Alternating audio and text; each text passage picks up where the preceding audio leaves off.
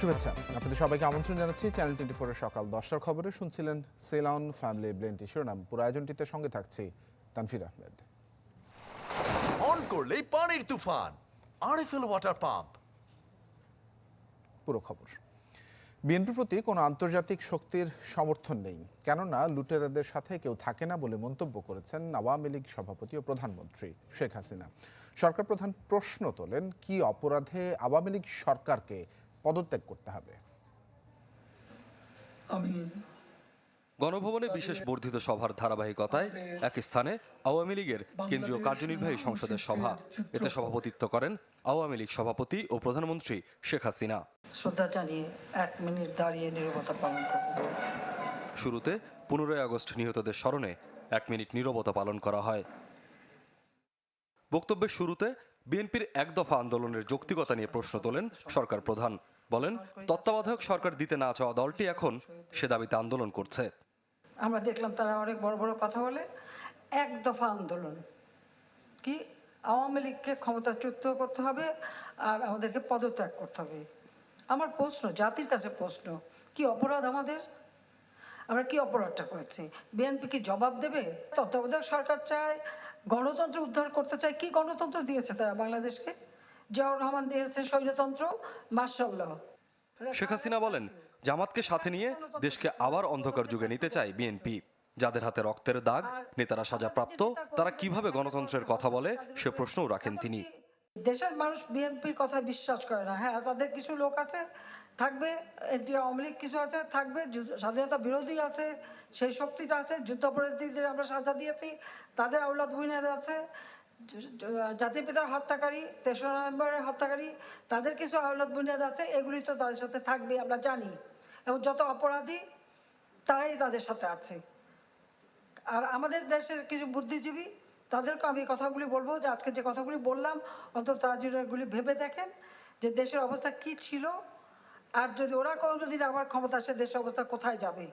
BNP জামাত সম্পর্কে দেশবাসীকে সতর্ক থাকতে বলেন আওয়ামী লীগ সভাপতি। জানান, তাদের সাথে কোনো আন্তর্জাতিক শক্তি নেই। এই বিএনপি থেকে দেশবাসী সাবধান।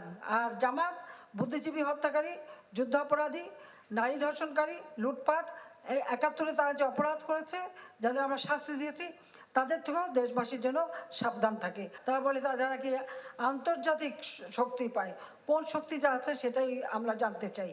কোনো শক্তি নাই তাদের সাথে, লুটেরাদের সাথে কেউ থাকে না। প্রধানমন্ত্রী শেখ হাসিনা বলেন, আওয়ামী লীগ জাতিকে দেয়া ওয়াদা রক্ষা করে। 2026 সালের লক্ষ্য বাস্তবায়নে তাই এই দলকেই দরকার। যে কোনো দুর্যোগ, যে কোনো দুর্বিপাক মোকাবেলা করার মতো সেই শক্তি, ক্ষমতা সেগুলি বিএনপির নাই, তারা কোনোদিন করে নাই। স্বপ্নিল শাহরিয়ার শিশির, চ্যানেল 24, ঢাকা। 250-টিরও বেশি ডিজাইন অপশন নিয়ে ওয়ালটন স্মার্ট ফ্রিজ, বোঝে আপনার প্রয়োজন। ভয়াবহ বন্যায় ক্ষতিগ্রস্ত নির্মাণাধীন চট্টগ্রাম কক্সবাজার রেল লাইনের 3 কিলোমিটার অংশ। 1 কিলোমিটার জুড়ে মারাত্মকভাবে বেঁকে গেছে লাইন। অনেক জায়গাতে স্লিপারের পাশ থেকে মাটি ও পাথর সরে গিয়ে সৃষ্টি হয়েছে বড় গর্তের। উদ্বোধনের আগেই এভাবে লাইন বেঁকে যাওয়ায় নির্মাণ কাজের মান নিয়ে প্রশ্ন তুলেছেন বিশেষজ্ঞরা। অস্বাভাবিকভাবে বেঁকে গেছে দুটি লাইন। দেখলে মনে হতে পারে যেন বড় ঝড় বয়ে গেছে লোহার এই শক্ত পাতের ওপর দিয়ে। শুধু কি তাই, কোথাও রেল লাইনের পাশ থেকে সরে গেছে পাথর আর মাটি, সৃষ্টি হয়েছে বড় বড় গর্ত। পাহাড়ি ঢল আর স্মরণকালের ভয়াবহ বন্যায় এভাবেই ক্ষতিগ্রস্ত হয়েছে চট্টগ্রাম কক্সবাজার রুটের নতুন রেল লাইনে। সাতকানিয়া অংশে 3 কিলোমিটার জুড়ে কম বেশি ক্ষতিগ্রস্ত হয়েছে। সবচেয়ে বেশি ক্ষতিগ্রস্ত হয় কেউচিয়ার তেমুনি এলাকায়। সেখানে 1 কিলোমিটার এলাকায় বেঁকে গেছে লাইন। এই সাতকানিয়া এলাকাটা, এটা কিন্তু সরাসরি বান্দরবনের পানিগুলো এটা দিয়ে নেমেছে। এই জন্য এখানে একটু ক্ষতিটা বেশি হয়েছে। মাটি সরে যাওয়াতে কোথাও কোথাও রেল লাইন একটু টিল্ট হয়ে গিয়েছে। হ্যাঁ, আমরা হয়তো এমনি দেখলে মনে হবে যে বাঁকা হয়েছে, বাঁকা না, এটা কোথাও রেল লাইন বসে গিয়েছে, তো এই জন্য বাঁকা মনে হয়, রেল লাইন বসে গিয়েছে। উদ্বোধনের আগেই রেল লাইন এভাবে ক্ষতিগ্রস্ত হওয়ায় পরিকল্পনা আর নির্মাণ কাজ নিয়ে উঠেছে নানা প্রশ্ন। বিশেষজ্ঞদের মতে, প্রকল্প বাস্তবায়নে বিবেচনা করা হয়নি ভূপ্রাকৃতিক অবস্থান। পাহাড়ি ঢলে পানি নিষ্কাশনের ব্যবস্থা পর্যাপ্ত না থাকায় ক্ষতিগ্রস্ত হয়েছে রেল লাইনটি। ইন্ডিয়াতে হলো এলিভেটেড, আমরা করলাম মাটিতে। ট্র্যাডিশনাল যে উন্নয়নটা করছি, এটার নেতিবাচক প্রভাব শুধু যে পরিবেশের উপরে পড়ছে তা না, পানি নিষ্কাশনে পড়ছে।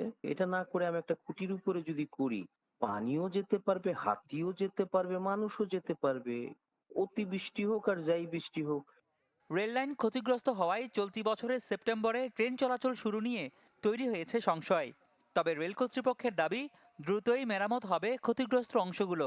এটা রিপেয়ার করে নতুন কাজগুলো আমরা করতে পারবো, শেষ করতে পারবো, এবং আমরা যেটা আশা করছি যে সেপ্টেম্বরে কাজ শেষ করে অক্টোবরের মধ্যে আমরা এটা চালু করার জন্য আর কি, অক্টোবরের মাঝামাঝি সময়ে আমরা এটা চালু করব।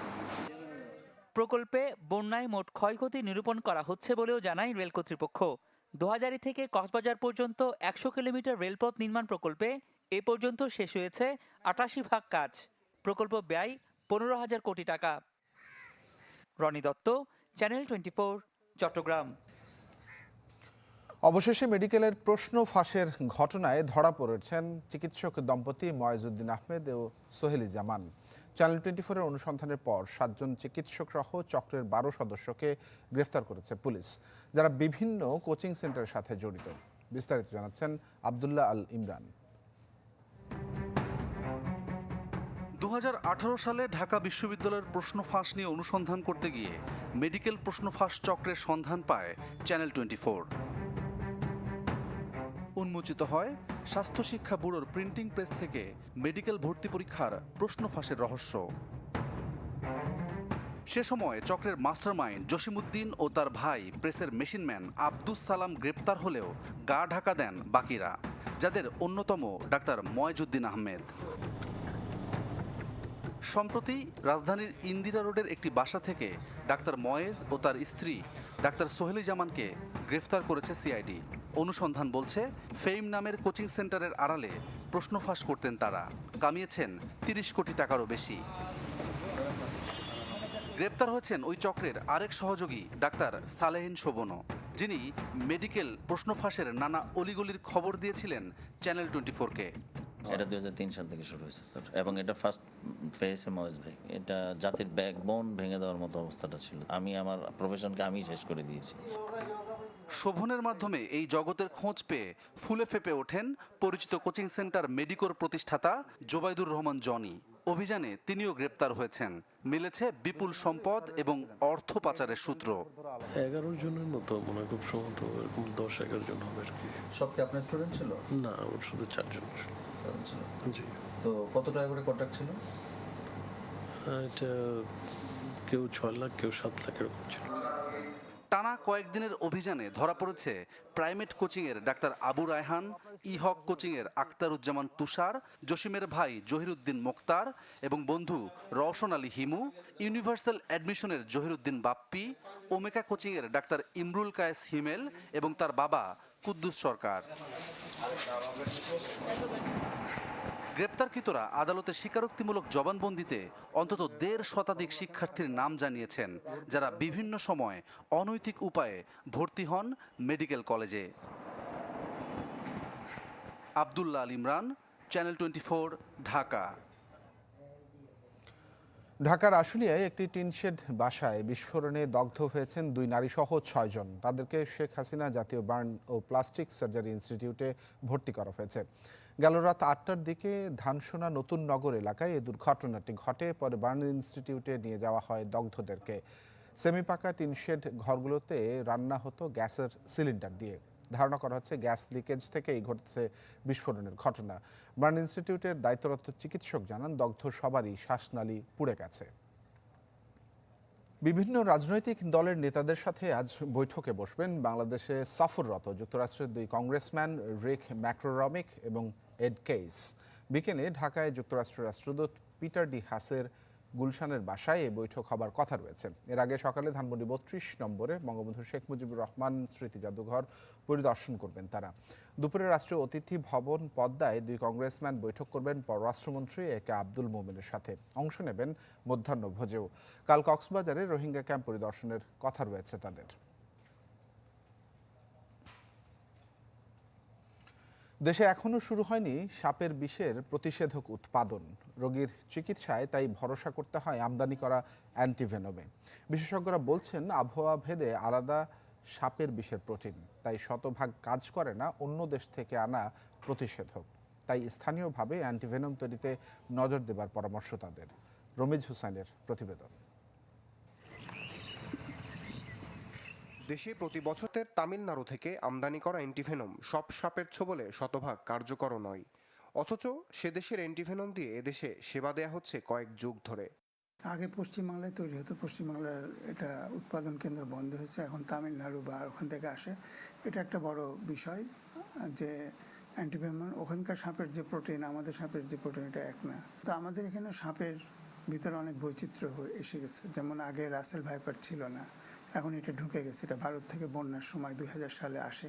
আমাদের এখানে একদম হবে না এটা যেমন সত্যি না, আবার পুরোপুরিভাবে নিউট্রালাইজ করবে এটাও না হতে পারে। চট্টগ্রাম মেডিকেল কলেজের মেডিসিন বিভাগে চলছে দেশীয় সাপের বিষ দিয়ে অ্যান্টিভেনম তৈরির গবেষণা।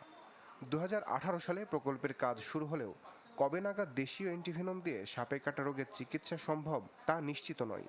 অ্যান্টিভেনম তৈরির আগে যে ভেনমগুলি আমরা কালেক্ট করেছি, এই ভেনমগুলোর ক্যারেক্টারাইজেশন বলে, প্রোটিন ক্যারেক্টারাইজেশন, এখানে কি কি কম্পোনেন্ট আছে, তামিলনাড়ুর ভেনমের সাথে আমাদের ভেনমের ডিফারেন্স আছে কিনা এইটা দেখা হচ্ছে, কতগুলি ল্যাবরেটরি বা টেস্টিংয়ের ব্যাপার। ওইটা এই ধরনের কাজগুলি আমরা করা শুরু করেছি, অনেকগুলো করেও ফেলেছি। সাপের ছোবলে মৃত্যুহার কমিয়ে আনতে প্রচলিত দেশীয় সাপের বিষ দিয়ে তৈরি অ্যান্টিভেনম নিশ্চিত ছাড়া মৃত্যুহার কমানো সম্ভব নয় বলছেন গবেষকরা। ইংলিশ চ্যানেলে অভিবাসীবাহী নৌকা ডুবে 6 জনের মৃত্যু হয়েছে। অর্ধশত মানুষকে জীবিত উদ্ধার করেছে ব্রিটেন ও ফ্রান্সের কোস্টগার্ড।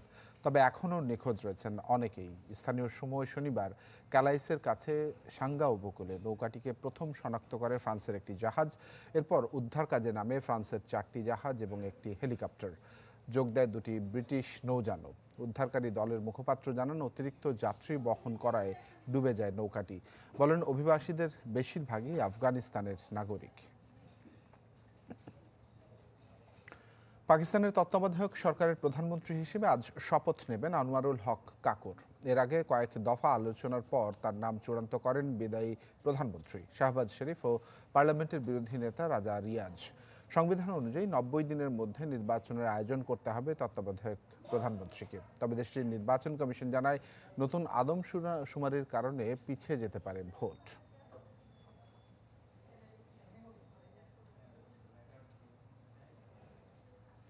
খেলার খবর জানাবো। আজ ইংলিশ লিগের বিগ ম্যাচে মুখোমুখি চেলসি লিভারপুল। স্ট্যামফোর্ড ব্রিজে ম্যাচ শুরু রাত 9:30টায়। এর আগে সন্ধ্যা 7টায় ব্রেন্টফোর্ডের আতিথ্য নেবে টটেনহ্যাম।